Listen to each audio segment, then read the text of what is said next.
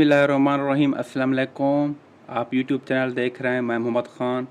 आज हम पढ़ने जा रहे हैं 9th क्लास की मैथमेटिक्स। जो टॉपिक आज हम पढ़ेंगे, पहले मैं आपको समझाऊंगा कि वो रियल लाइफ में कहाँ यूज़ होता है और उसको कहाँ कहाँ हम यूज़ कर सकते हैं। ठीक है, आपके सामने मैं कुछ एग्जांपल रखता हूँ कि देखें, आप जब भी किसी शॉपिंग मॉल में शॉपिंग करने के लिए जाते हैं तो वहाँ पर आपको चीज़ें ढूंढनी नहीं पड़ती। आपको पता होता है कि इस चीज़ का सेक्शन यहाँ पर है, इस चीज़ का यहाँ पर है। आपने शूज़ अगर बाय करने हैं तो आपको पता है कि ये शूज़ वाले पोर्शन में ही मिलेंगे। अगर आपने ड्रेस बाय करना है तो वो भी आपको ड्रेस वाले जो जहाँ पर होते हैं ड्रेस वगैरह, तो उस पोर्शन में आपको सारे ड्रेस मिल जाएंगे। ठीक है, अगर आपने मेकअप का सामान लेना है तो वो भी आपको एक अलग पार्ट होता है उनका मेकअप का, आपको वहाँ वो सब कुछ मिल जाता है। ठीक है, अगर आपने इलेक्ट्रॉनिक का सामान लेना है तो वो भी आपको इलेक्ट्रॉनिक वाले जो उनका पोर्शन होता है वहाँ पर वो चीज़ें मिल जाती हैं। ठीक है, मतलब कहने की बात ये कि शॉपिंग मॉल या मार्केट में हर चीज़ का अलग अलग पोर्शन होता है। अब ये जो मॉल जिनका होता है, जिनका वो शॉपिंग मॉल होता है, उनको ये सलीका, ये सब चीज़ अलग अलग मैनेज करना, अलग अलग पोर्शन बनाना, उनको ये कैसे पता चलता है और वो कैसे मैनेज करते हैं। ठीक है, दूसरी चीज़ ये है कि जब आप स्कूल या कॉलेज में जाते हैं, स्कूल कॉलेज में सारे स्टूडेंट एक ही किताब, एक ही मतलब के कोर्स नहीं पढ़ते। कोई साइंस पढ़ते हैं, कोई मैथ पढ़ते हैं, कोई आर्ट्स पढ़ते हैं। ठीक है, अगर आप कॉलेज में जाएं तो वहाँ पर कुछ स्टूडेंट एफएससी कर रहे होते हैं, वो भी प्री इंजीनियरिंग, और कुछ कर रहे होते हैं एफएससी प्री मेडिकल। ठीक है, और कुछ कर रहे होते हैं आईसीएस। अब इन सब का कोर्स होता है डिफरेंट। ठीक है, कुछ बुक सेम भी होते हैं और कुछ चेंज भी होती हैं, लेकिन इन सब का अलग अलग होता है पोर्शन। मेडिकल वालों को अलग पढ़ाते हैं, इंजीनियरिंग वालों को अलग पढ़ाते हैं, आईसीएस वालों को अलग पढ़ाते हैं। ठीक है, तो इन सब का अलग अलग पोर्शन जो होता है, उनको ये कैसे आता है मतलब के सलीका कि इनको अलग अलग पोर्शन में रखा जाए और उसको ये कैसे मैनेज करते हैं, इसकी का कैलकुलेशन, इसका हिसाब किताब वो कैसे करते हैं। ठीक है, जी हाँ, इन रियल वर्ल्ड प्रॉब्लम जो मैंने आपके सामने रखी ये कैसे मैनेज होते हैं, इन सब को करने के लिए सेट्स और उनका ऑपरेशन यूज़ करते हैं। ठीक है, क्या यूज़ करते हैं? सेट्स और उनका ऑपरेशन यूज़ करते हैं। आज के लेक्चर में हम 9th क्लास के मैथ्स चैप्टर नंबर 3 में हम सीखेंगे कि सेट्स का यूनियन, इंटरसेक्शन, डिफरेंस और कॉम्प्लीमेंट क्या होता है। ठीक है, आज हम ये सीखेंगे और इसके साथ वेन डायग्राम को भी सीखेंगे कि वो कैसे बनती है और उसको हम कैसे बना सकते हैं। ठीक है, तो मतलब कि आज हम पढ़ने जा रहे हैं sets and operation. Sets and operation. ठीक है, आज हम ये पढ़ने जा रहे हैं। आज हम इनको सीखेंगे। एक तो इसमें होगा यूनियन और इंटरसेक्शन, और उसके बाद होगा डिफरेंस और कॉम्प्लीमेंट एंड वेन डायग्राम्स। ठीक है, ये चीज़ें हम सीखेंगे। सो चलें शुरू करते हैं आज का लेक्चर।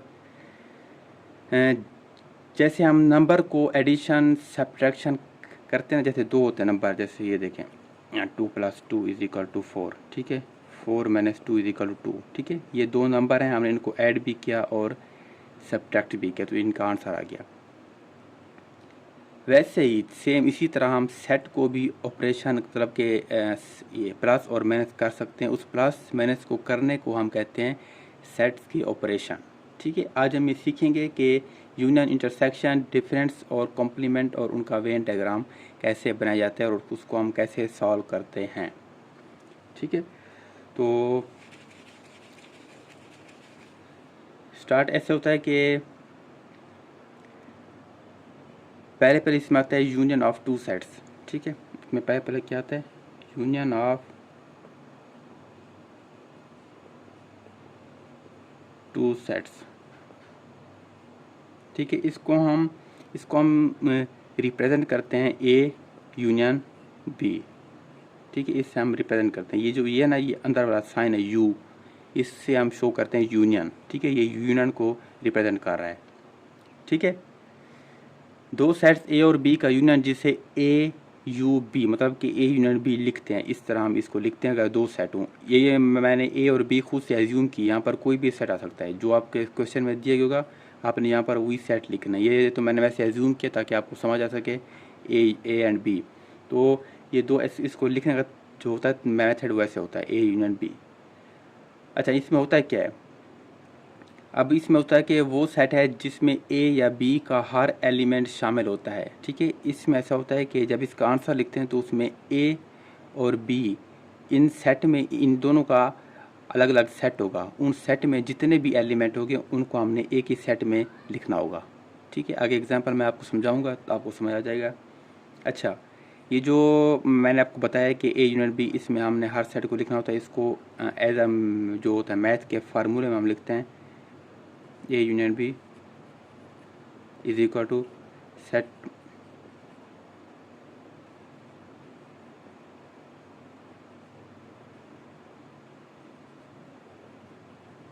ठीक है, इस तरह हम मैथ की जो फॉर्म होती है उसमें इस फार्मूले के तहत हम इसको लिख सकते हैं कि ये जो फार्मूला है ए यूनिट बी, इसमें ये चीज़ होती है। मतलब मैं आपको समझाता हूँ कि यहाँ जो सैम्पल ये आ रहा सैम्पल ये वी, इसका मतलब है और, क्या मतलब है और, ओ आर।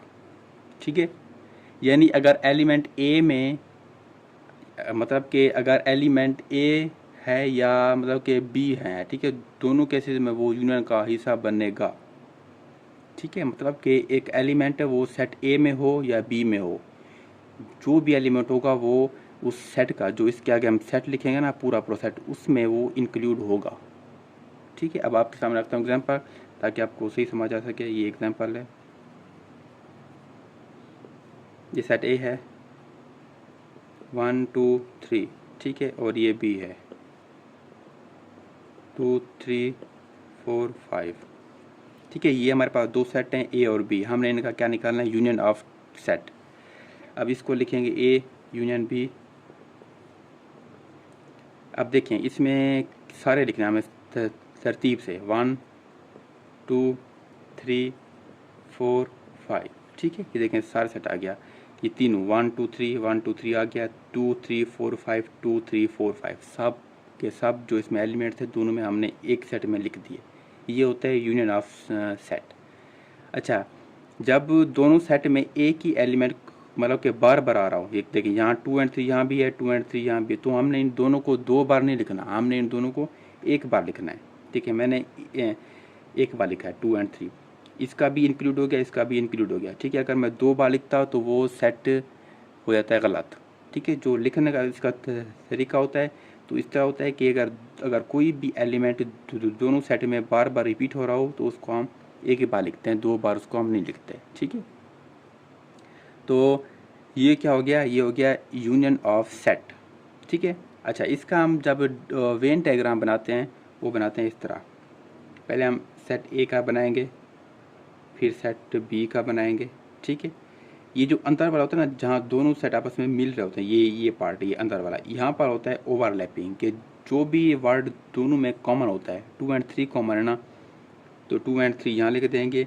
बाकी जो ये सेट ए है, ये सेट बी है, जो बाकी ए वाले हैं वो यहाँ लिख देंगे, बी वाले यहाँ लिख देंगे। ठीक है, ये हो गया ए एंड बी। बाकी जो होता है ना, ये इसको बॉक्स में बंद करते हैं, बॉक्स में होता है क्या होता है, मतलब कि इस पूरे का यूनियन हम जो पूरा बॉक्स जो ना, ये जो पूरा सेट है इसको कहते हैं यूनियन। तो यूनियन हम बाहर लिखते हैं ताकि ये सारे नंबर इसी में।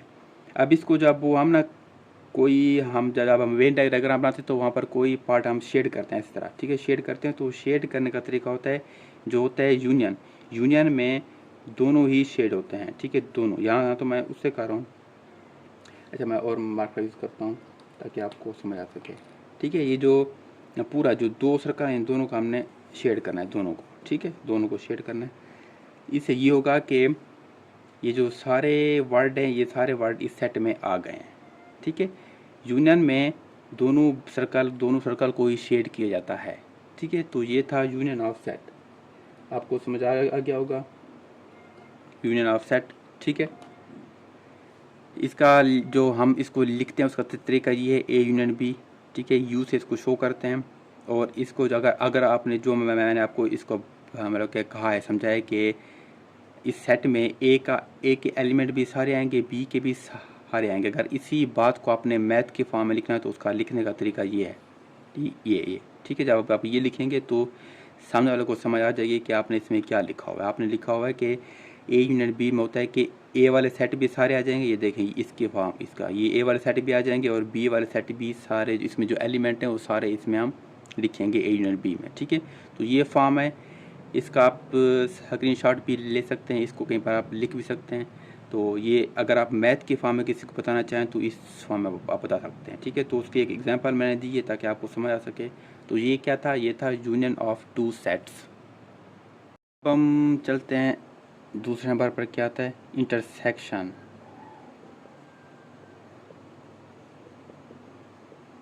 ऑफ टू सेट, ठीक है। क्या लिखा मैंने, इंटरसेक्शन ऑफ टू सेट्स। ये टू सेट्स मैं इसी से लिख रहा हूँ क्योंकि ना आगे हमने फिर तीन तीन सेट का भी पढ़ना है। अब हम पढ़ रहे हैं टू सेट का, आगे हम जो तीन तीन सेट हैं जैसे ए बी एंड सी, तीन सेट आगे, तो उनका हमने कैसे करना है वो भी आगे हम पढ़ेंगे। अभी हम पढ़ रहे हैं टू सेट्स का, ठीक है। तो ये इंटरसेक्शन सेट, दो सेट ए और बी का इंटरसेक्शन, उसको हम लिखने का तरीका होता है ये ए इंटरसेक्शन बी, ठीक है। ये तरीका होता है लिखने का। जो पहले पढ़ा यूनियन, उसका होता है यू, इंटरसेक्शन को हम एन से लिखते हैं, एन, ठीक है, मतलब कि इसको एन कहा जाता है। तो एन, ए इंटरसेक्शन बी, ये लिखने का तरीका है। अब इसमें होता क्या है, ए इंटरसेक्शन बी वो सेट है जिसमें सिर्फ वो एलिमेंट होते हैं जो दोनों सेट्स में कॉमन हों, ठीक है। क्या हों, जो ए और बी सेट में जो भी एलिमेंट कॉमन होता है उसको कहते हैं हम इंटरसेक्शन सेट। उसको हम एक अलग सेट में लिखते हैं जो चीज़ दोनों में कॉमन हो, ठीक है। हम सारी चीज़ें नहीं लिखते, सिर्फ कॉमन चीज़ लिखते हैं, जो जो जो दोनों में एक चीज़ कॉमन आ रही हो तो उसको लिखते हैं हम अलग सेट में, उसको कहते हैं इंटरसेक्शन सेट, ठीक है। अगर आपने इसी बात को मैथ फॉर्म में लिखना है तो उसका लिखने का तरीका है A intersection B, A B, ठीक है, ये, ठीक है। जो पहले लिखा था union set of union of two set, उसमें ये साइन था ना, ये ऊपर मतलब कि उस फॉर्म में था, वी फॉर्म में, ठीक है। ये जो मैं लिखा था ना वो वी फॉर्म में था, आप चाहें तो फिर देख सकते हैं। लेकिन यहाँ पर ये उलट लिखा मैंने, उलट इस फॉर्म में, ठीक है। मतलब इसका मतलब होता है एंड, उसका मतलब क्या था, उसका मतलब था और, इसका मतलब है एंड। इसमें यह है कि यानी एलिमेंट दोनों सेट में होना चाहिए तब जाके इंटरसेक्शन का पार्ट बनेगा। इसका मतलब कि ए एंड बी, कि ए में भी हो और बी में भी हो एलिमेंट, तब जाकर इंटरसेक्शन का सेट बनेगा, अदरवाइज नहीं बनेगा, ठीक है। इसका मतलब ये है कि अगर आपने इंटरसेक्शन बनाना है तो उसका जो जो एलिमेंट आएंगे सेट में तो वो ए में भी होने चाहिए, बी में भी होने चाहिए। एग्जाम्पल रखता हूँ आपके सामने,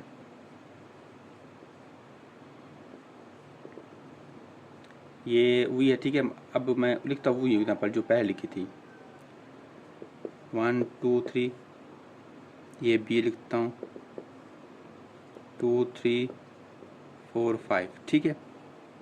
अब हमने लिखना है इंटरसेक्शन ए इंटरसेक्शन बी, इन दोनों में कॉमन एलिमेंट कौन कौन से हैं, 2 एंड 3, 2 एंड 3 इसमें भी हैं इसमें भी हैं, ठीक है। तो जो चीज़ कॉमन होती है बस वही लिखते हैं, बाकी हम कुछ भी नहीं लिखते, ठीक है। इसको कहते हैं intersection of two sets A and B, ठीक है। क्या लिखा मैंने, जो चीज़ दोनों में कॉमन आ रही है हमने वही लिखा बस, बाकी कुछ भी नहीं लिखा, ना 1 लिखा ना 4 ना 5, बस 2 एंड 3 क्योंकि दोनों में है पड़ा, ठीक है। तो ये होता है इंटरसेक्शन सेट। इसको अगर वेन डायग्राम में शो करें तो वो भी इसी तरह से हम पहले ए का बनाएंगे, फिर बी का बनाएंगे, ये फिर आगे आएगा यूनियन का, ठीक है। इसको यू से शो करते हैं, इसको हम ए से करेंगे, इसको बी से करेंगे। अंदर वाली जगह हमेशा वो आएगा जो दोनों में कॉमन होगा, 2 एंड 3, ठीक है।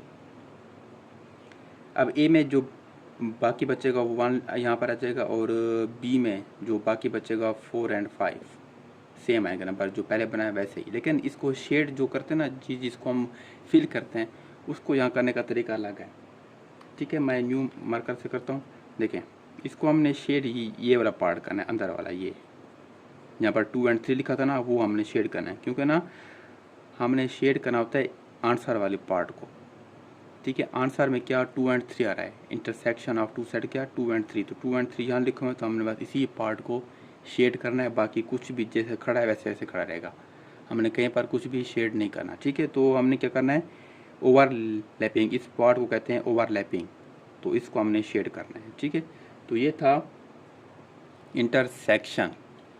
इंटरसेक्शन को हम शो करते हैं एन से ए इंटरसेक्शन बी, और इसमें क्या होता है कि जो एलिमेंट दोनों सेट में बार बार आ रहे हों, ए में भी हों बी में भी हों, वही बस वही सेट हमें लिखने होते हैं। बाकी कोई भी सेट हम वहाँ नहीं लिखेंगे सेट में जो हमारा आंसर होगा, ठीक है। और जो उसकी डायग्राम होती है वो इस तरह बनेगी, और जो हमने शेड करना होता है वो हम ये पार्ट करते हैं हमेशा, ये वाला अंदर वाला पार्ट, क्योंकि ना ये चीज़ इस सेट में दोनों सेट में आ रही हैं कॉमन, इसमें भी हैं इसमें भी हैं, तो इस वजह से हम ये वाला पार्ट इसमें शेड करते हैं। तो ये था इंटरसेक्शन ऑफ टू सेट्स। अब हम आगे पढ़ते हैं डिसजॉइंट, ठीक है। डिसजॉइंट सेट, इसको हम पढ़ेंगे सेट्स, सॉरी क्यों दो होते हैं हर सेट में दो, तब जाके कोई इनका यूनिट बनता है इंटरसेक्शन, ये जो बनता है दो सेट के दरमियान बनता है, ठीक है। तो ये होगा डिसजॉइंट सेट, इसको हम पढ़ेंगे। इसमें क्या होता है, अगर दो सेट्स का इंटरसेक्शन एम्प्टी सेट हो तो उन्हें हम डिसजॉइंट सेट कहते हैं। यानी उसमें कोई भी चीज़ कॉमन नहीं होनी चाहिए, कोई भी एलिमेंट कॉमन ना हो। जो हमने पीछे पढ़ा ना इंटरसेक्शन सेट, उसमें था कि दो सेट में जो चीज़ कॉमन होती है वो इंटरसेक्शन सेट। अगर दो सेट में कोई भी चीज़ कॉमन ना हो, ठीक है, तो उसको क्या क्या कहते हैं, डिसजॉइंट सेट। डिसजॉइंट सेट, इसकी एक एग्जांपल लिखता हूँ आपके सामने। सेट वन है, ऐसे लिखता हूँ, इसमें सारे ऑड नंबर हैं, ठीक है। ऑड नंबर क्या होते हैं, 1 3 5 7 etc जा रहे हैं, ठीक है। अब सेट S2 से लिखता हूँ इवन नंबर, इसमें 2 4 6 8 ये मूव कराएंगे, ठीक है। ये दो सेट हैं। अब देखें इन दो सेट में अगर हम इसका आपस में इनका अगर इनको आपस में जोड़ें तो इसमें से कोई भी एलिमेंट कॉमन नहीं आएगा। देखिए इसमें सारे चेंज, इसमें सारे चेंज हैं, कोई भी इन सब में एलिमेंट एक नहीं है। अगर जिन दो सेट में कोई भी एलिमेंट सेम ना हो उसको क्या कहते हैं, डिसजॉइंट सेट। क्या कहते हैं, डिसजॉइंट सेट, ठीक है। किसी भी दो सेट में कोई भी चीज़ अगर कॉमन आ गई है तो उसको कहते हैं इंटरसेक्शन सेट, अगर कॉमन नहीं आ रही तो उसको कहेंगे डिसजॉइंट सेट। इसकी वेन डायग्राम बनेगी ऐसे, ठीक है। ये ए है, ये बी है, ये यूनियन है, ठीक है। अब ये मैंने दो सर्कल अलग अलग क्यों बनाए, जो पहले बनाए थे उनको मैंने आपस में यहाँ मिलाया था। यहाँ इसलिए नहीं मिलाया क्योंकि ना इसमें कोई भी चीज़ कॉमन है नहीं, तो क्यों मिलाएं इसको। मिलाया तब जाता है जब किसी भी मतलब कि दो सेट में कोई चीज़ कॉमन आ रही हो, तब वो हम उस जगह पर लिखते हैं कि इसमें भी वही चीज़ है इसमें भी वही चीज़ है, तो हम वहाँ दरमियान में लिखते हैं।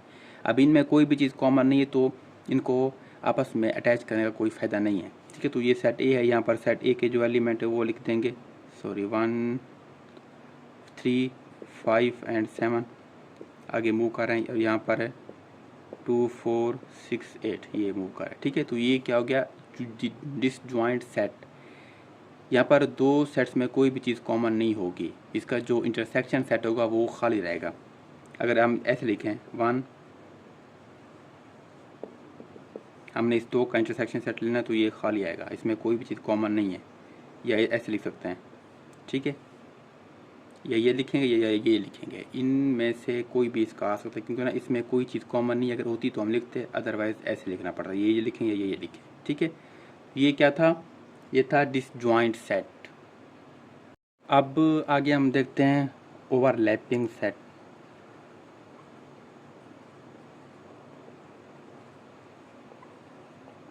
ठीक है, इसको देखेंगे ओवरलैपिंग सेट्स। इसमें ऐसा है कि अगर दो सेट्स का इंटरसेक्शन नॉन एम्प्टी हो मगर कोई भी सेट दूसरे का सबसेट ना हो तो उन्हें हम ओवरलैपिंग सेट्स कहते हैं। मतलब क्या है इसका, अगर जो हम इंटरसेक्शन लेते हैं दो सेट का, अगर वो एम्प्टी ना हो, उसमें कोई ना कोई चीज़ कॉमन आ रही हो, ऐसा हो, लेकिन ऐसा भी ना हो कि जो सेट वन है वो पूरा का पूरा सेट टू में भी इंक्लूड होना हो, कोई ना कोई दोनों सेट में कोई ना कोई नंबर ऐसा हो कि जो कॉमन ना हो, उसको क्या कहते हैं, ओवरलैपिंग सेट कहते हैं। ठीक है, जैसे फॉर एग्जांपल सेट है एल, इसमें वर्ड एंड एलिमेंट है 2 3 4 5 6 और दूसरा है m। इसमें जो एलिमेंट है वो है 5, 6, 7, 8, 9 एंड 10। ठीक है, ये दो सेट्स हैं और इनके अंदर एलिमेंट है। अब देखिए इनमें कॉमन क्या है, 5, 6 एंड 5, 6, तो ये आपस में ओवरलैपिंग है। ठीक है, कहने का जो मैंने अगली बात कहना है, मैंने कहा था कि अगर कोई इनमें कॉमन चीज़ होनी चाहिए, एलिमेंट होने चाहिए, तो यहाँ पर दो कॉमन एलिमेंट हैं पड़े। और अगली बात ये की थी कि ऐसा भी ना हो कि एल का जो पूरा सेट है ये एम का सब सेट हो, मतलब कि ये पूरा का पूरा सेट इसी में इंक्लूड हो। अगला एग्जांपल लिखता हूँ, ए इज इक्वल टू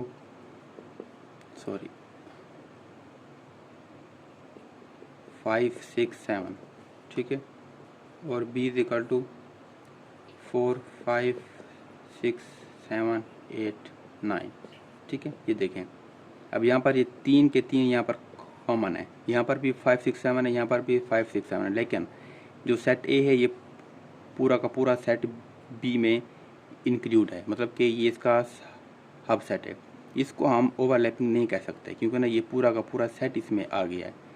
तो ओवरलैप इसको कहेंगे कि इसमें एक चीज़ कोई ना कोई एलिमेंट सेम भी हो, लेकिन कुछ एलिमेंट ऐसे भी हों जो सेम ना हो। जैसे ये देखें 2, 3, 4, यहाँ पर 2, 3, 4 नहीं है और ये वाले यहाँ नहीं है। ठीक है, तो इसको कहेंगे ओवरलैपिंग, इसको ओवरलैपिंग नहीं कहेंगे क्योंकि ना ये पूरा का पूरा सेट बी में इंक्लूड है। ठीक है, तो ये था ओवरलैपिंग।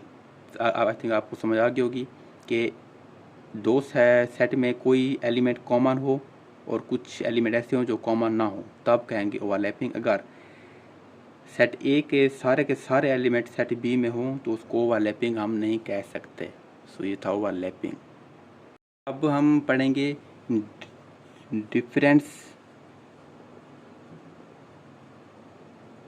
Of two sets. ठीक है, क्या पढ़ेंगे, डिफरेंस ऑफ टू सेट्स। इसके दो होते हैं तरीके, या तो ए बी होता है या बी ए होता है। ठीक है, इनकी बात सेम होती है लेकिन ये आपस में इक्वल नहीं है, कभी भी इक्वल नहीं हो सकते। ठीक है, इसको भी हम कहते हैं डिफरेंस ऑफ टू सेट, इसको भी कहते हैं डिफरेंस ऑफ टू सेट, लेकिन ये आपस में इक्वल नहीं होंगे, कभी भी इक्वल नहीं होंगे। ठीक है, लेकिन इनको जो समझने का तरीका है वो सेम होता है, मतलब कि बात आपको समझ आ जाएगी कि इसमें क्या होता है। बाकी इसको सॉल्व करने का तरीका अलग होता है, इसको सॉल्व करने का तरीका अलग होता है। मैं दोनों को सॉल्व करूँगा लेकिन ये आपस में इक्वल नहीं होंगे, ये बात आप समझ लें। अब इसमें होगा क्या, ए माइनस बी, वो अगर जब हम इसको सॉल्व करेंगे तो इसमें वो तमाम एलिमेंट आते हैं जो ए में तो हों लेकिन बी में ना हों। ठीक है, क्या ना हो, ए में तो हों वो सारे एलिमेंट लेकिन बी में ना हों वो एलिमेंट। ये जो मैंने बात आपके सामने कही है, इसको अगर मैथ के फॉर्म में लिखें तो उसको लिखते हैं A minus B is equal to X, मतलब कि ए। ठीक है, देखें ए माइनस बी, ए में एलिमेंट हो और बी में ना हो। देखिए मैंने इसको हट किया होगा, काट। इसका क्या मतलब है कि अगर आपने इसको लिखना है ए माइनस बी तो उसका जो आंसर आएगा उसमें ए वाले सारे एलिमेंट होने चाहिए। देखिए ए वाले, लेकिन इसका मतलब है एंड और बी वाले एलिमेंट ना हो। ठीक है, इसको लिखने का तरीका मैथ के फॉर्म में ये है और दूसरे को लिखने का तरीका ये है बी माइनस ए। इसको बी देखें। ठीक है, इसमें था कि ए वाले एलिमेंट सारे होने चाहिए लेकिन बी वाले ना हों, तब जाके हम उसको कहेंगे difference of two sets A minus B. अगर आ जाता है बी माइनस ए तो उसमें बी वाले सारे होने चाहिए लेकिन ए वाले नहीं होने चाहिए। ठीक है, उसको क्या कहेंगे, difference of two sets B minus A. ठीक है, तो आपके सामने रखता हूँ एग्जांपल, आपको समझ आ जाएगी अच्छे तरीके से। ए इज इक्वल टू 1, 2, 3, 4, 5। ठीक है, और बी है 4, 5, 6, 7, 8, 9, 10। ठीक है, ये दो सेट हैं आपके सामने ए और बी। अब हमने पहले निकालना है ए माइनस बी। ठीक है, ए माइनस बी लिखेंगे।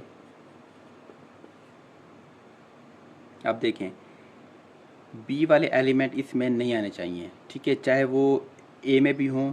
कुछ एलिमेंट ऐसे होते हैं जो दोनों में सेम होते हैं, तो वो भी यहाँ पर नहीं आए क्योंकि ना वो बी में हैं पड़े। तो बी में ऐसे एलिमेंट जो बी में नहीं हैं वो कौन से हैं, 1 2 एंड 3, ठीक है। 4 5 यहाँ पर है पर, तो 4 5 भी यहाँ पर नहीं आएगा, बस 1 2 3 आएगा जो ए वाले एलिमेंट है, पहले बी वाले नहीं करने, ठीक है। ये क्या आ गया, ए माइनस बी। अब आते हैं बी माइनस ए पर। अब हमने ए को ख़त्म कर देना है, ए वाला कोई भी एलिमेंट यहाँ नहीं आना चाहिए। तो ऐसे एलिमेंट जो ए वाले यहाँ पर नहीं है बस वही लिखेंगे। वो क्या है, 6 7 8 9 10, ठीक है। 4 5 यहाँ पर है पड़ा, ठीक है। आई समझ आपको। ए माइनस बी मतलब कि जो पहला होता ना, पहला होता सेट पहला, देखिए यहाँ पर ए पहले, यहाँ पर बी पहले, तो हमने ए वाले लिखना सारे, ए वाले सारे। लेकिन उसमें से अगर कोई एलिमेंट बी में भी सेम वैसा है तो हम वो भी वहाँ नहीं लिखेंगे। देखिए ए वाले सारे लिखे हैं मैंने, यहाँ पर 4 5 नहीं लिखा क्योंकि ना वो बी में है पड़े। अब सेम इसी तरह बी मैंने से, तो यहाँ मैंने सारे बी वाले यहाँ लिखेंगे बी वाले, और उसमें से वो भी हम बाहर निकाल देंगे जो सेम एलिमेंट ए में खड़े हैं, ठीक है। वो 4 और 5 हैं, देखें सेम है, तो हमने ये बाहर निकाल दिया, बाकी जो बच्चे वो वहीं लिख देंगे, ठीक है। ये था difference of two sets, A minus B, B minus A. देखिए ये मैंने कहा था कि सेम नहीं होंगे। आंसर देख लिया आप, सेट तो सेम थे ना ए एंड बी, हमने इन्हीं सेट से इनको सॉल्व किया, लेकिन ए माइनस बी का आंसर कुछ और आया, बी माइनस ए का कुछ आंसर कुछ और आया। तो ये आपस में कभी भी इक्वल नहीं हो सकते, ठीक है। और अगर कहीं पर MCQ आ जाए ना कि A minus B is equal to B minus A, तो ये कभी भी सही नहीं होगी, हमेशा गलत। ये जो मैंने लिखा हुआ है ये सही है, अगर इसको कहना ये इक्वल हैं तो ये गलत हो जाएगा, ठीक है। ये इक्वल कभी भी नहीं होंगे।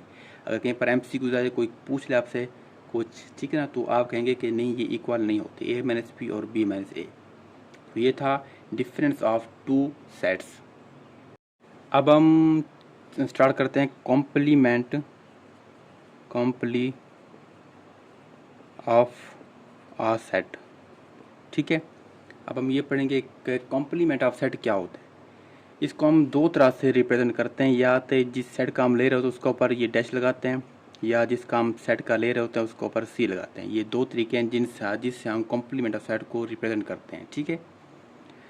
अब इसको जो लिखने का तरीका है वो ऐसे है कि अगर अब हम इसको सॉल्व करेंगे तो लिखेंगे u माइनस ए, अगर c है तो भी ये लिखेंगे, अगर देखें या ऐसे लिख रहा हूँ, ठीक है। तो इसको लिखने का तरीका है कि यूनियन में से वो सेट को हम माइनस करेंगे, ठीक है। मैंने ये बात इसका मतलब ये है कि वो एलिमेंट जो यूनिवर्सल सेट में हों लेकिन ए में वो ना हो, उसको कहते हैं कॉम्प्लीमेंट ऑफ अ सेट, जिसका हम ले रहे होते हैं, ठीक है। मतलब कि जो सेट है, पहला यूनियन, उसमें वो एलिमेंट हों लेकिन जिस सेट का हम ले रहे हैं उसमें वो एलिमेंट ना हो। इसी बात को अगर आप मैथ के फॉर्म में लिखें तो उसको लिखते हैं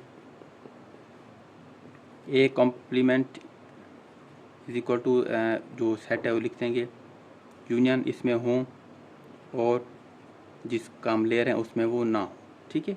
अगर आप मैथ के फॉर्म में लिखेंगे तो इस तरह लिख सकते हैं वही बात कि जो एलिमेंट इसमें हो, मतलब कि यूनियन में वो सेट एलिमेंट सेट में ना हो जिसका हम कॉम्प्लीमेंट ले रहे हैं, ठीक है। मैथ के फॉर्म में ऐसे लिखते हैं। अब एक एग्जांपल रखता हूँ, यू है सेट, इसमें इंग्लिश की अल्फ़ाबेट सारी, ठीक है।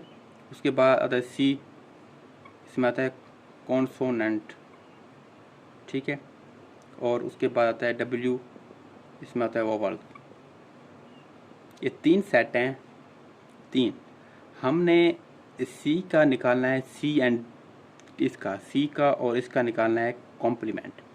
ये तीन हमारे पास सेट दिए गए हैं। जब भी कॉम्प्लीमेंट कहीं पर आपको आएगा कि इसको हम किसी भी सेट का ये निकालें तो वहाँ पर आपको u की वैल्यू दी गई होगी हमेशा। u के बगैर कॉम्प्लीमेंट नहीं निकला जा सकता, ठीक है। कॉम्प्लीमेंट कहीं भी अगर आपको कहें कि इसको निकालो फाइंड करो तो वहाँ पर आपको u की वैल्यू दी गई होगी हमेशा, ठीक है। इसके बगैर कॉम्प्लीमेंट आ भी नहीं सकता। तो u यहाँ पर दिया गया। अब हमने c एंड w का निकालना है कॉम्प्लीमेंट। देखें पहले निकालते हैं c का, सी का निकालेंगे तो यू माइनस सी करेंगे, ठीक है। आप देखें यू है अल्फ़ाबेट पूरी इंग्लिश की ए से ज़ी तक, ठीक है, ए टू ज़ी, ये पूरी पूरी अल्फ़ाबेट है यू में। हमने क्या निकालना है, सी का कॉम्प्लीमेंट। जब सी का निकालेंगे तो यू में से सी को निकाल देंगे, मतलब कि ये है ना वॉवल्स, ये होते हैं 5, ठीक है। इन 5 को जब एबीसी में से निकालते हैं, जो बाकी जो पूरी एबीसी आती है उसको कहते हैं कॉन्सोनेंट्स, ठीक है। मतलब कि हमने क्या करना है, पूरी अल्फ़ाबेट में से वावल्स को यहाँ पर हम लिखेंगे वावल्स। जब इसको हम निकालेंगे तो बाकी बचेंगे कॉन्सोनेंट, वो हमने यू में से निकालना है। यू में से इसको निकालेंगे तो बाकी बचेंगे 5 वावल। तो इसका सेट क्या आया, वावल्स, आंसर वावल आया, ठीक है। जब हम वावल्स का लेंगे कॉम्प्लीमेंट तो वो आएगा यू माइनस डब्ल्यू। जब हम पूरी एबीसी में से ये 5 को निकाल देंगे वावल्स को तो बाकी क्या बचेगा, सी बचेगा, सी। ये इसका कॉम्प्लीमेंट ऑफ डब्ल्यू आ गया, ठीक है। तो कहने का मतलब ये है कि आप जब भी किसी सेट का कॉम्प्लीमेंट लेंगे यू में से उस सेट को निकाल देंगे, बाकी जो बचेगा यू में से, ठीक है। यू बाकी देखना ये ना यू होता है पूरा का पूरा यूनियन, ठीक है। यूनियन जो मैंने अभी अब आज जो हमने आज के लेक्चर में जो स्टार्ट में पढ़ा था ना, यूनियन ऑफ टू सेट्स, उसका मतलब होता है यूनियन के उसमें जितना भी सेट होते हैं उन सब का डाटा उसी में होता है यूनियन में। सेट ए हो, बी हो, सी, डी, जितना भी सेट होते हैं ना उन सब सेट को मिलाकर जो डाटा बनता है, सेट बनता है, उसको कहते हैं यूनियन।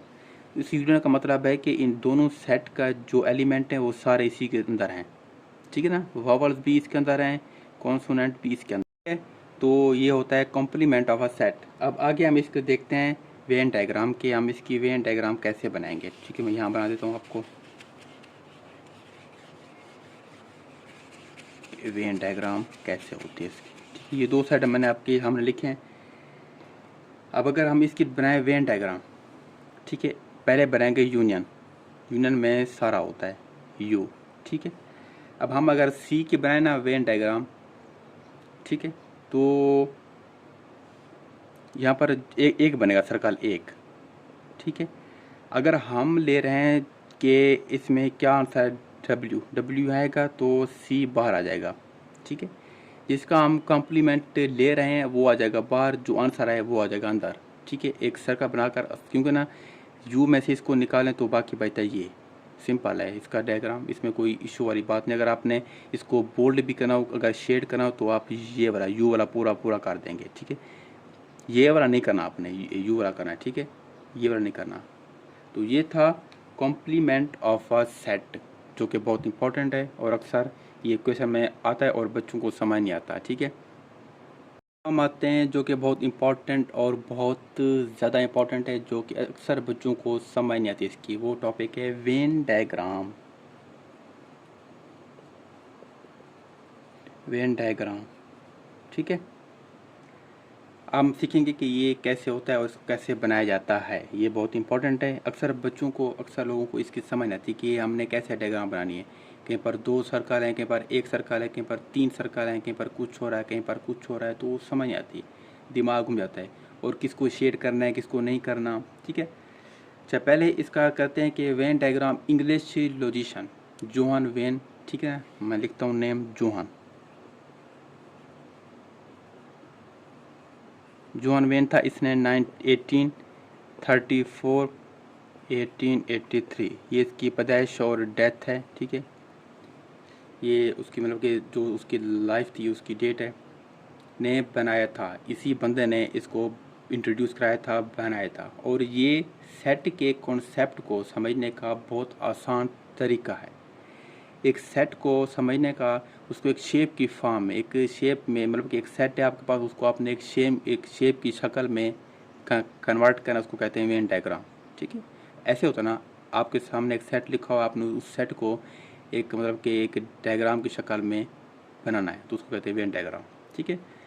तो इसमें अब कौन कौन से आते हैं, डिसजॉइंट सेट होता है, ओवरलैपिंग और A union B, intersection B, A minus B, B minus A, ठीक है। ये सब आप वेन डायग्राम में दिखा सकते हैं बनाकर। तो चलें शुरू करते हैं। कि इनमें कौन कौन से हम आज सीखेंगे और कौन कौन उन उसमें होता कैसे कैसे बनते हैं, सब कुछ आज हम सीखेंगे। तो सबसे पहले जो है वो है, इसको मैं रेज करता हूँ। सबसे पहले है ए यूनियन बी, ठीक है, ए यूनियन बी। इसमें अब ऐसा है कि जी इसके 4 केस हैं, 4 केस। इसको हम पढ़ेंगे आज 4 केस को। जो पहला हुआ है डिसजॉइंट। क्या है? डिसजॉइंट।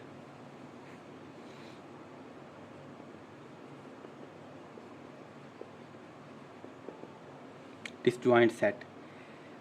दो सर्कल अलग अलग, कोई ओवरलैपिंग नहीं होती इसमें। दो सर्कल क्या होते हैं? अलग अलग। इसमें कोई भी ओवरलैपिंग नहीं होती, ठीक है।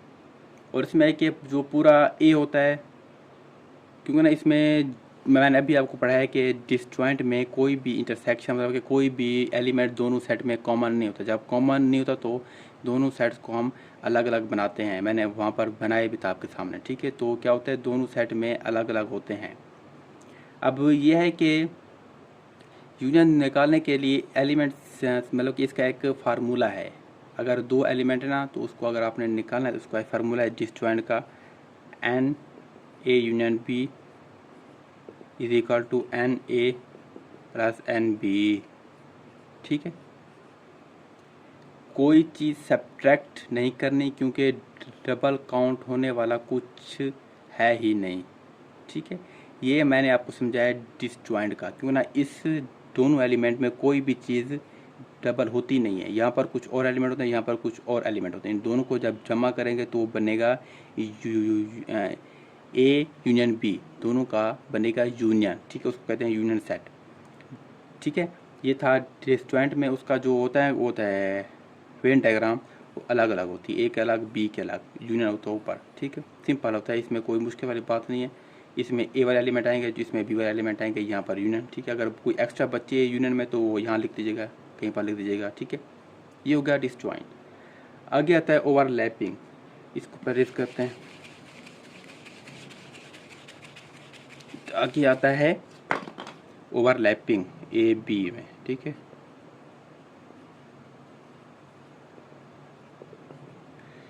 ओवरलैपिंग में दोनों सर्कल कुछ हिस्से में मिलते हैं। मैंने पिछले जो मैंने अभी पढ़ा ना पिछला, उसमें मैंने 2 सर्कल बनाए थे, वो आपस में मिलते हैं। जैसे मैंने इंटरसेक्शन में बनाया था और बनाया था जो पहला पढ़ा था हमारा कौन सा था, यूनियन, उसमें बनाया था 2 सर्कल आपस में मिल रहे थे, ठीक है। अब इसमें होगा क्या, जब हम एन और बी को सिर्फ जमा करें तो ये ओवरलैप वाला हिस्सा 2 बार काउंट हो जाता है, ठीक है ना। अब फॉर एग्जाम्पल सेट ए है 1 2 3 4 5, बी है 4 5 6 7 8, ठीक है। आप देखें यहाँ पर कुछ एलिमेंट ऐसे हैं जो कॉमन है, 4 5 4 5, ठीक है। जब हम इसको जमा करते हैं, देखिए हम पढ़ रहे हैं यूनियन को, इसी के अंदर हम पढ़ रहे हैं डिसजॉइंट ओवरलैपिंग, ठीक है, ठीक है, इसी के अंदर पढ़ रहे हैं। तो ओवरलैपिंग का मतलब है कि जब हम इन सब को इसका मतलब यूनियन का, कि हमने ए और बी को आपस में जमा करना होता है, जो इसका आंसर होता है वो होता है यूनियन। जब हम इसको जमा करते हैं, देखिए यहाँ पर कितना एलिमेंट है 1 2 3 4 5, यहाँ 5 है, 1 2 3 4 5, यहाँ 5, मतलब कि यहाँ पर दोनों में 10 एलिमेंट। ऐसा ऐसा होता है ना यूनियन में। लेकिन इसका जो फार्मूला है मैथ के, वो ऐसा नहीं है, वो ऐसा है ओवरलैपिंग के लिहाज से ए यूनियन बी का, ठीक है। जो पहले लिखा था मैंने वो था डिसजॉइंट के लिहाज से ए यू बी का, मतलब कि ए यूनियन बी का जो फार्मूला था वो मैंने पहले लिखा था। अभी वही लिखूँगा, उसके आगे एक और चीज़ ऐड करूँगा, बस वही फ़र्क है और कुछ फ़र्क नहीं है। ए प्लस बी, जो पहले लिखा था वो ये था डिसजॉइंट का, ठीक है, ऐसा था ना। अब ओवरलैपिंग में एक और चीज़ ऐड करनी है, वो ऐसे करनी है। देखें ए यूनियन बी ओवरलैपिंग के लिहाज से फार्मूला ये बनता है। पहले लिखेंगे ए के सेट 5 हैं, दूसरे के भी 5 हैं, ऐसे ना 5 5 हैं, लेकिन जो इनमें कॉमन है, कॉमन कौन से हैं, 1 2 3 4, कितनी 2 2 कॉमन, तो यहाँ लिखेंगे 2। ठीक है। अब क्या बन जाएगा 10 माइनस 2 इज इक्वल टू 8, तो इसका आंसर आ जाएगा 8। ठीक है। अगर ये फार्मूला ना होता तो हम इसको गलत काउंट कर सकते थे, गलत काउंट किया भी है हमने 10 लिखा, लेकिन असल में इसका आंसर आता है 8, क्योंकि ना जो चीज़ होती है कॉमन उसको हम एक बार लिखते हैं, तो एक बार लिखने के लिए उसमें से जो चीज़ इंस्ट्रक्शन है हम उसको कर देंगे माइनस।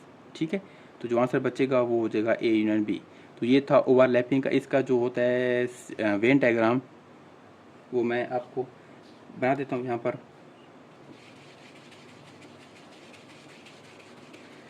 मैंने पीछे बनाई थी ओवरलैपिंग वाली, ये ए यूनियन बी की। ठीक है। पहले ए लिखते हैं, फिर इन दोनों को मैच करते हैं, आपस में अटैच करते हैं, ऊपर आता है यूनियन। इसमें होगा ए एलिमेंट, इसमें होगा बी, इसमें होंगे जो एलिमेंट 4 और 5 यहाँ पर कॉमन थे वो लिखेंगे। जो भी चीज़ कॉमन होगी दोनों साइड में वो हमेशा यहाँ आते, इस हिस्से में आते। ठीक है। बाकी जो कॉमन नहीं है, ए वाले अलग आएंगे यहाँ पर, बी वाले यहाँ अलग आएंगे, और यू वाले अगर कुछ एक्स्ट्रा बचे तो वो इस जगह पर कहीं भी लिख दीजिएगा। ठीक है। तो ये होगा ए यूनियन बी और ओवरलैपिंग का। ये उसका फार्मूला लिखा मैंने, इसकी डायग्राम है और एग्जाम्पल भी आपको समझाई है। ठीक है। तो ये क्या था, ओवरलैपिंग। ये इसका केस नंबर 2 था ए यूनियन बी का। केस नंबर 3 सी लिखते हैं, उसमें कुछ सी एंड डी ये मुश्किल नहीं है, ये ऐसे सबसेट, प्रॉपर सबसेट। ठीक है। इसमें ऐसा है कि जो ए है वो बी में पूरा का पूरा बी में दिया गया है। मैंने पहले इसमें समझाया था ना, जो ओवरलैपिंग हम पार्ट पढ़ रहे थे पहले ओवरलैपिंग, उसमें समझाया था ना कि अगर ए में एलिमेंट हैं 2, 4 एंड 6, ठीक है, और बी में है 2, 4, 6, 8, 10। देखें बी का जो ए का सेट है वो पूरा का पूरा बी के अंदर है, तो ये क्या होगा, इसका सबसेट हो गया। तो इसका जो बनेगा, आप यहाँ पर सिंपल लगा देंगे। ठीक है। ए के अंदर, ठीक है, इसके अंदर ए हो जाएगा, ये बी हो जाएगा, ये यू हो जाएगा, क्योंकि ना ए है वो पूरा पूरा बी के अंदर है। ठीक है। ये इसका हो गया वेन डायग्राम, ये उसका हो गया एग्जाम्पल। अब इसका अगर फार्मूला, क्योंकि ना इसमें ऐसा हुआ कि उन्हें निकालने से कोई नया एलिमेंट तो नहीं मिलता। ठीक है। सिंपल इसका फार्मूला है A union B is equal to n B. Simple ऐसे है। अगर आप बी लिख देंगे तो मतलब कि ये इसी के बराबर, ए भी उसके अंदर आ गया। अगर इसको ऐड करेंगे, अगर इसके ऐड करने से मतलब कि जमा मैच करने से कुछ और आता तो हम इसका फार्मूला चेंज करते हैं। इसको जमा करें, कुछ भी करें, आंसर तो यही आना है, क्योंकि ना ये पूरा पूरा इसका अंदर दिया हुआ है ऑलरेडी। तो इसका जो फार्मूला बनेगा वो ये बनेगा, ए यूनियन बी को अगर हमने जमा करना तो वहाँ पर सिंपल बी लिख दें तो उसके इक्वल आ जाएगा। एक बार है ना, देखें ना। ठीक है। तो ये था part number case 3 A union B का। अगला केस है वो 4, वो भी सेम इसी तरह है, वो मुश्किल नहीं है। ठीक है। अब जो केस वो है वो टी बी पहले आ रहा है और ए बाद में आ रहा है। ठीक है। सब कुछ ही सेम है, सब कुछ।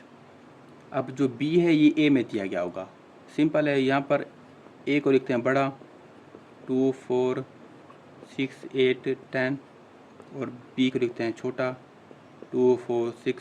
देखें बी पूरा पूरा ए में है, सिंपल। अगर डायग्राम बनेगी तो बी अंदर आएगा, उसके बड़ा होगा ए, और जो यूनियन होगा वो होगा यू। ठीक है। क्योंकि ना बी ए के अंदर है पूरा का पूरा। तो ये इसका बन गया वेन डायग्राम। इसका जो केस होगा, जो फार्मूला बनता है वो बनता है n A union B is equal, जब हम इसको ऐड करें तो इसका आंसर ए ही आएगा। दोनों को ऐड करें तो आंसर यही आएगा ना, सिंपल है। ए में बी तो पूरा पूरा ए में आया हुआ है।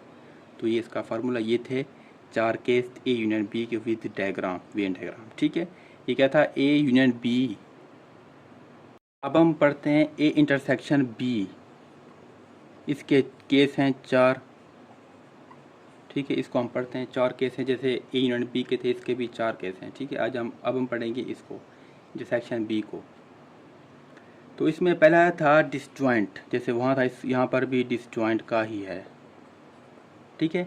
यहाँ पर देखें इंटरसेक्शन में होता है कॉमन, जो होता है पहला था यूनियन, उसमें होता है पूरा का पूरा सेट बनाना। दिखते जो ए में हो जो बी में हो उन सब को मिलाकर हम एक सेट बनाते हैं, वहाँ होता है वो। यहाँ होता है जो ए और बी में कॉमन हो उसको कहते हैं इंटरसेक्शन। लेकिन यहाँ बात आ रही है डिसजॉइंट की।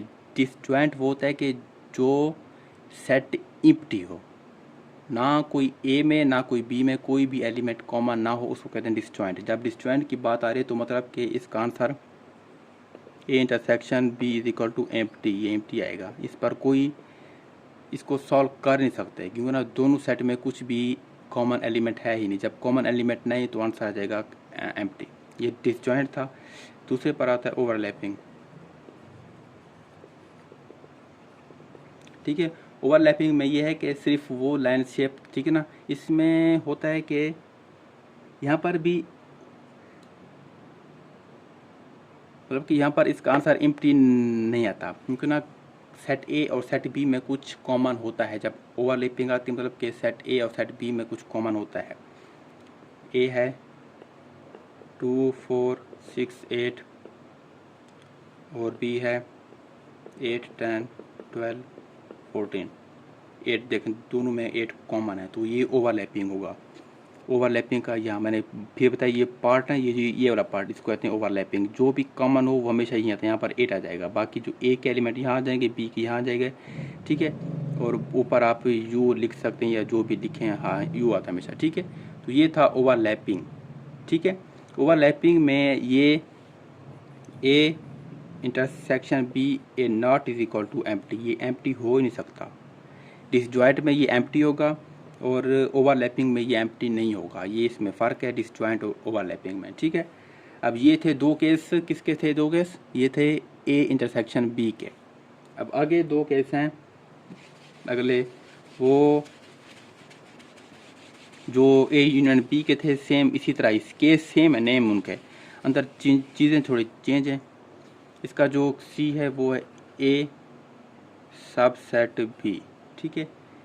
इसमें बात वही आ रही है जो मैंने पहले लिखी थी ना, जो ए होगा 2 4 6 2 4 6 8 10, एक ए जो पूरा पूरा बी के अंदर होगा, बात सेम ही, आंसर इसका बी ही आएगा हमेशा। नहीं हो रही ई, क्योंकि ना वो था यूनियन, ये था इंटरसेक्शन। इंटरसेक्शन में बात हो रही है, इंटरसेक्शन जहाँ पे आएगा वहाँ बात होगी कॉमन की, कॉमन कॉमन कॉमन। और जहाँ आएगा यूनियन वहाँ पर बात होगी सारे एलिमेंट्स की, ठीक है। तो यहाँ बात हो रही है इंटरसेक्शन की, तो इसका जो आंसर बनेगा वो हमेशा ए आएगा क्योंकि ना हम बात करें कॉमन की। जब ए इंटरसेक्शन को हम लिखेंगे तो इसमें ए ही आएगा क्योंकि ना हमने कॉमन वर्ड देखना है कि कॉमन एलिमेंट कहाँ है।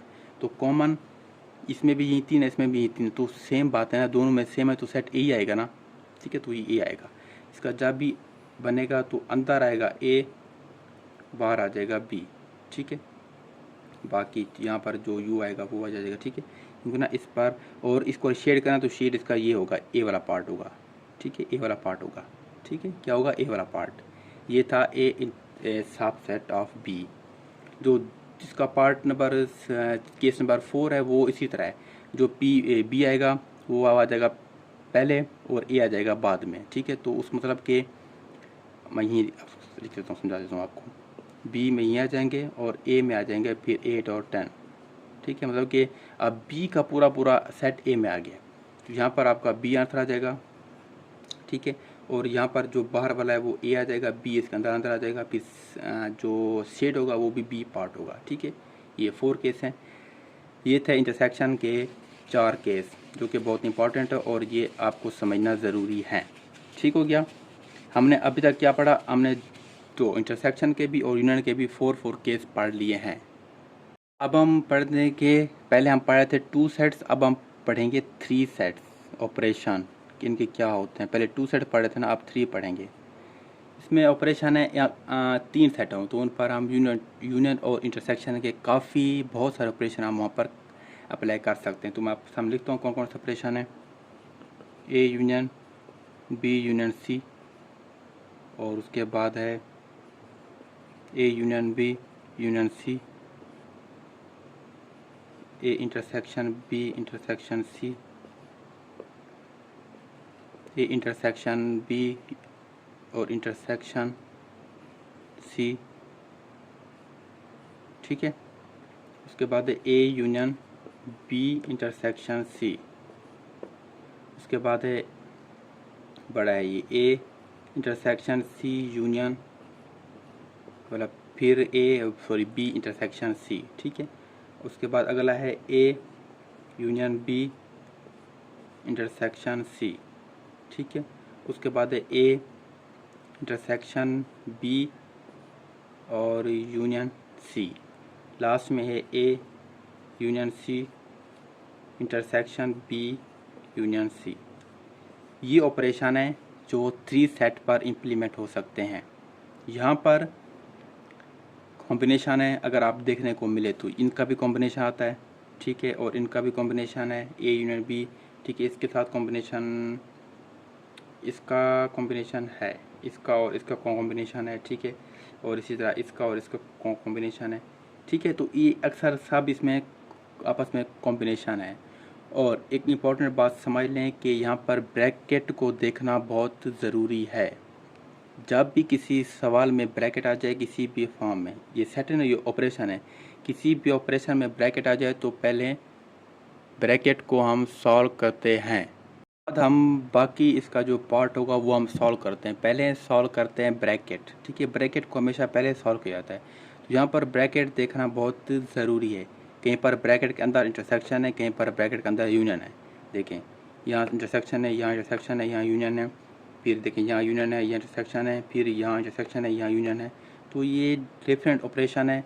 जब भी 3 सेट आते हैं ना, 3 सेट, तो वहाँ पर ऐसे ऑपरेशन लगते हैं। तो ये थे ऑपरेशंस जो 3 सेट पर इम्प्लीमेंट होते हैं। आगे कुछ प्रॉपर्टीज़ हैं यूनियन इंटरसेक्शन की, कुछ प्रॉपर्टीज़ हैं वो मैं आपके सामने लिख देता हूँ, उनके नेम भी और वो कौन सी प्रॉपर्टीज़ है वो भी लिख देता हूँ, ठीक है। तो अब जो हमने पढ़ा, ये था 3 सेट्स, उनके ऑपरेशन, ठीक हो गया जी। तो अब हम पढ़ते हैं properties of union intersection. Properties union and intersection, ठीक है। ये इनको साइन से शो करें या लिखें, एक ही बात है, ठीक है। जो पहला है A union B is equal to B union A. इसको कहते हैं कम्यूटेटिव प्रॉपर्टी, ठीक है, ऑफ यूनियन, ठीक है। ये कम्यूटेटिव प्रॉपर्टी ऑफ, मैंने शॉर्ट लिखा प्रो, ठीक है, मतलब कि property, commutative property of union, इसको ये कहते हैं। अगली जो है इंटरसेक्शन बी और बी इंटरसेक्शन ए। देखें, दोनों में जो उसका स्ट्रक्चर है उससे इसके अंदर जो साइन है वो चेंज है। यहाँ यूनियन, यहाँ इंटरसेक्शन, तो उस नेम इसका सेम रहेगा, बस यहाँ पर आ जाएगा इंटरसेक्शन, ठीक है। बाकी commutative property of intersection, commutative property of union, ठीक है, बाकी सेम रहेगा। अगली जो प्रॉपर्टी है वो है A union B union C is equal to A union B union C, ठीक है। अब देखिए, यहाँ पर ब्रैकेट कभी बाद में कभी पहले है, बाकी जो स्ट्रक्चर है वो सेम है, A union B union C, A union B union C. तो इसको कहते हैं एसोसिएटिव प्रॉपर्टी ऑफ यूनियन, ठीक है। अब अगली जो लिखूंगा वो सेम इसी तरह होगी, बस उसके अंदर इंटरसेक्शन आ जाएगा, बाकी सारा स्ट्रक्चर सेम होगा, ठीक है। ये देखें, बाकी सारा स्ट्रक्चर सेम है, A B C A B C A B C A B C, यहाँ पर यूनियन, यहाँ पर इंटरसेक्शन, सब में देखें। तो यहाँ पर ये सारा सेम रहेगा, बस यहाँ पर आ जाएगा इंटरसेक्शन, ठीक है। क्या आ जाएगा? इंटरसेक्शन। तो बाकी नाम सेम रहेगा। ये क्या होगी? 4 प्रॉपर्टी होगी। अब इसके बाद अगली जो है वो है A union B intersection C, bracket पहले, ठीक है। उसके बाद आ जाएगा A union B intersection A union C, ठीक है। तो ये आ जाएगा, ये इसको कहते हैं distributive of union over intersection. क्या कहते हैं? Distribution of union over intersection.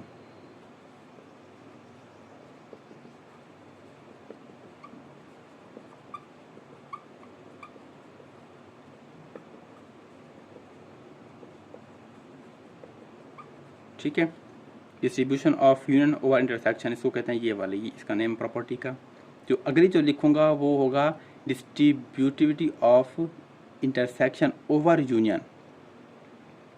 ठीक है, देखें इसके अंदर, देखें यहाँ पर आ रहा है यूनियन, यहाँ इंटरसेक्शन आ रहा है, यहाँ पर अंतर यूनियन, बाहर इंटरसेक्शन। जो अगली आएगी वहाँ पर यहाँ इंटरसेक्शन आ जाएगा और यहाँ आ जाएगा यूनियन। ठीक है, जो अगली लिखूँगा उसका नेम क्या हो जाएगा, distribution of intersection over union. Sign change होंगे तो नाम भी पहले बाद में आ जाएगा, इंटरसेक्शन पहले और यूनियन बाद में आ जाएगा। ठीक है, तो ये थी कितनी 6 प्रॉपर्टीज़ हो गई। अब 2 रहती हैं लास्ट वाली, वो बहुत इंपॉर्टेंट है, और एक लॉ है जो कि अक्सर एग्ज़ाम में भी आता है और पूछा भी जाता है कि ये लॉ लिखो।